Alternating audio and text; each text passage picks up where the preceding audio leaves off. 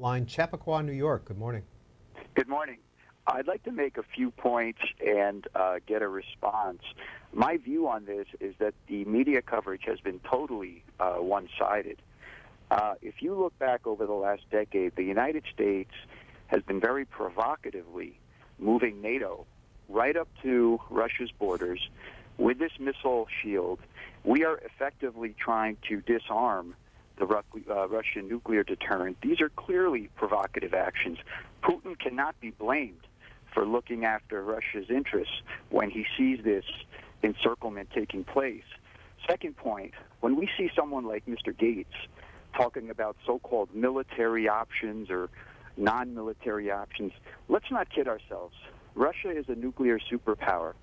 There is nothing the United States can do militarily against Russia without risking annihilation of American interests all over the world. I mean, who are we kidding here? The American media is feeding the American public, I think, a lot of potential nonsense. Third point I would make is we are the world's largest debtor nation. Russia controls billions of dollars of our debt, as do the Chinese. I think we are presenting a not only one-sided view when we look at military encirclement of Russia, okay, the Russian nuclear deterrent, which is still very much intact, okay, and number three, America's debt, which leaves itself in a very weakened position.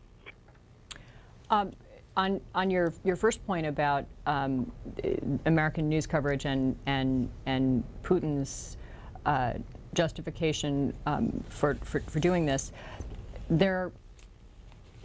it's absolutely the case that Putin and now Medvedev feel that the West has deliberately provoked Russia and gone back on its word over the last several years with a host of actions in, again, what Russia thinks of as its skirt. They call it the near abroad, the countries close by.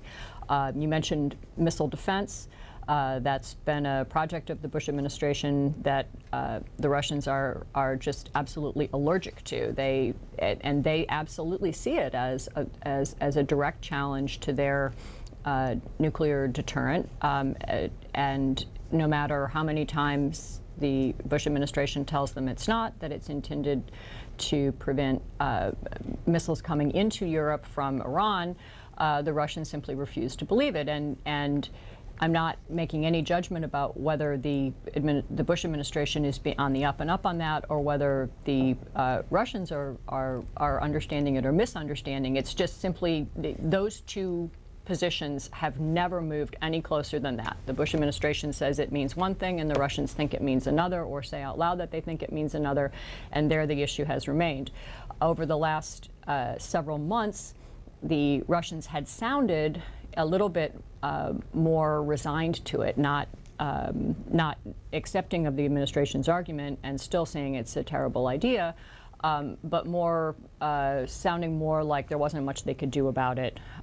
It was going to happen anyway, and the Bush administration had hoped that they might capitalize on that and get some kind of face-saving agreement with the Russians for, having Russian monitors at these bases and military installations and so forth. But the prospect for that over the waning months of the Bush administration probably is not great. If I could just make one other historical reference, the relatively recent events in Kosovo are a pretty good example of things that the West did for reasons that it justifies in rather, grand-sounding terms of democracy and self-determination, and that the Russians saw as completely illegitimate. And that the Kosovo model, where the U.S. used military force outside of international norms, and helped create a state, carve off a hunk of Serbia and make a state out of it. I mean, it's a state the size of Fairfax County, Virginia.